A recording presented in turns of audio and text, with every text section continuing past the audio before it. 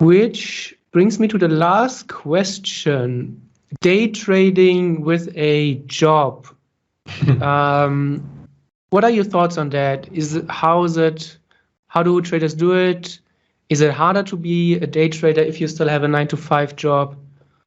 What do you think? I think the worst time zone to be in, if you want to be a day trader with a day job, is Europe. Because you will just be in the office during all the sessions. And that's just not a good place to be in. Unless, I don't know, you have your own corner office. But if you're a day job worker in Europe, it's going to be really hard to be a day trader. No matter which asset class, to be honest. Because stocks open at 2-3 p.m.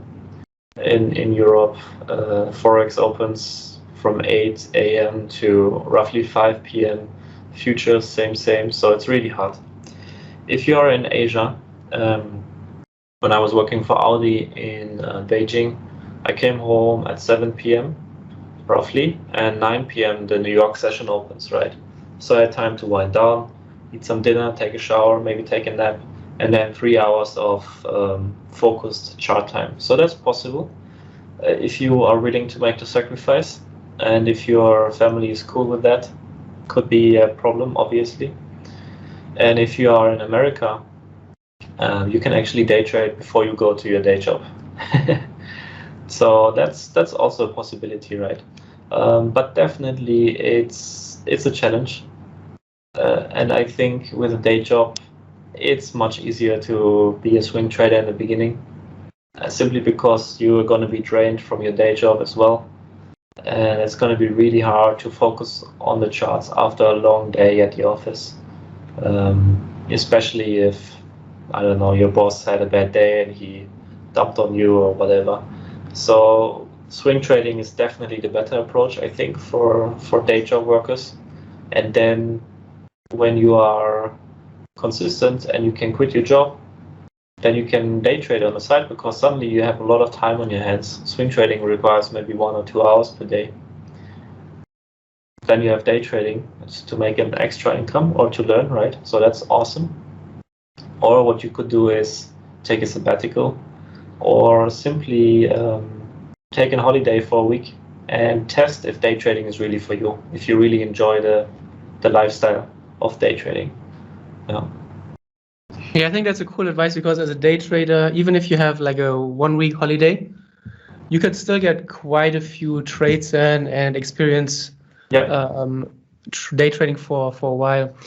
Yeah. So this is a last question regarding this. How much time would you block out? So if you say you trade the London or the New York Open, how long do you usually trade after the Open? Yeah, for a good session, 2 to 3 hours is really what you want. A lot of the traders in our mentoring, they say in the beginning they stop after 1 hour because it's mentally so challenging and you have a lot going on. Then you can extend it to 2 hours, 3 hours. Just make sure you're always on top of your game and you can make the best decisions, because decision fatigue is definitely a thing in day trading. And the quality of the decisions you make can very quickly add up when it comes to your P&L. And if you don't have a lot of time on your hands, for example, you trade after your job, 2 hours, I would say, or 1.5 hours is really the minimum where you can still find good trades at the session open.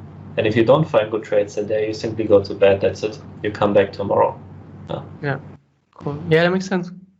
Awesome. So yeah, I think this is a good time to wrap this up for our first day trading chat. I think we covered a lot of interesting questions. I'm excited and to see what people think about it. If you watch this on YouTube, leave a comment, let us know. Also, let me know the questions you would like me to ask Moritz next time. And yeah, until then, it's Friday. Enjoy your time in Hong Kong. Probably some hiking, some mountains planned. Yeah, definitely. And some beers tonight. And some. Awesome. Yeah. Good talk, Billy. Exactly. All right, then enjoy. And we will chat very soon. Awesome. Take care.